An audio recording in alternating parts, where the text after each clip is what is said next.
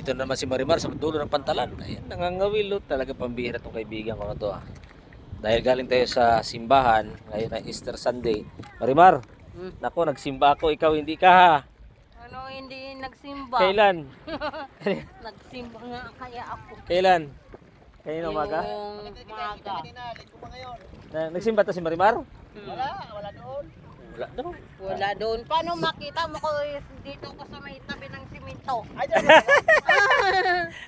Sa gilid lang, di Sa ba? simento ako na sa gilid ng simento. Sorry, Paano Maro. makita ninyo ko? Yung mga anak ko na naman ang ipasimba ko. Ngayong hapon. Kami nagsimba ngayong hapon doon sa katedral. Doon mahangin eh. Ma-presko doon.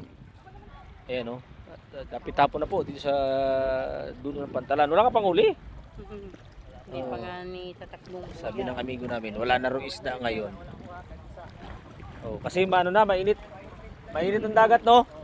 Daw, amihan daw kasi pag ganitong panahon, masyadong mainit yung yung sikat ng araw sa katanghalian. Kasi maghapon grabe yung init.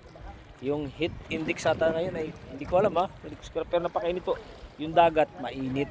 Kaya yung mga isda pumupunta doon sa malalim na bahagi. Naghahanap ng malamig. Kasi dito banda. Oo, di ba Marimar? Eh kahapon wala rin siyang huli, ngayon wala pa rin. Hindi po sa malas pero talagang sa panahon. Wala talaga siyang huli. Ay, nako. Pag araw po, umaga, nandoon si Marimar, naglilibot sa mga bahay-bahay, sa mga friend niya. Nangihingi siya ng mga buti ng 1.5. Ano pa ba yung mga hiningi mong buti na nabibenta? Lagyan ng mga Mantika. Yung 1.5 lang. mga ganyan, no? Ano pa?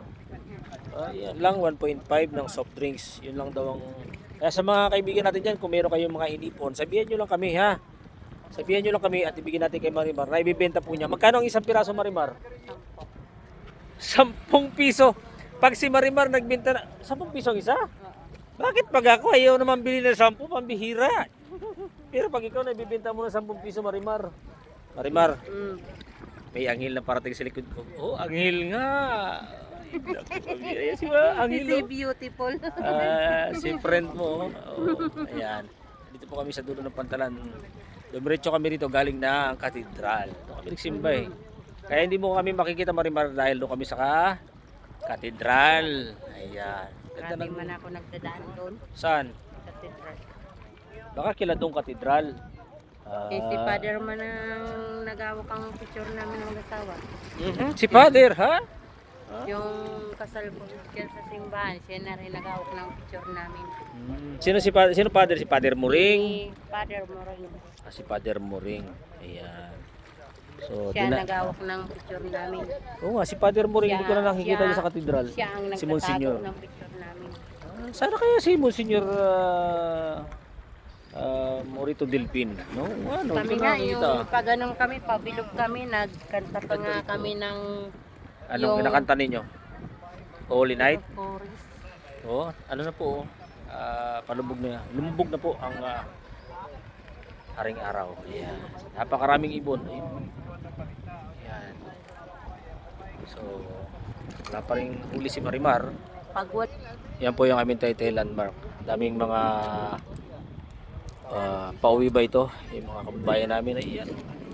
Tingnan po ninyo yung takip silim, paghagaw dilim. Napaganda po tingnan. No? Dito lang po yan sa dulo ng pantalan. No? Grabe oh. Oh, ganda po. Ganda rito. Pag-relax. Yung simoy ng hangin. Napakasarap damin. No? Ayan.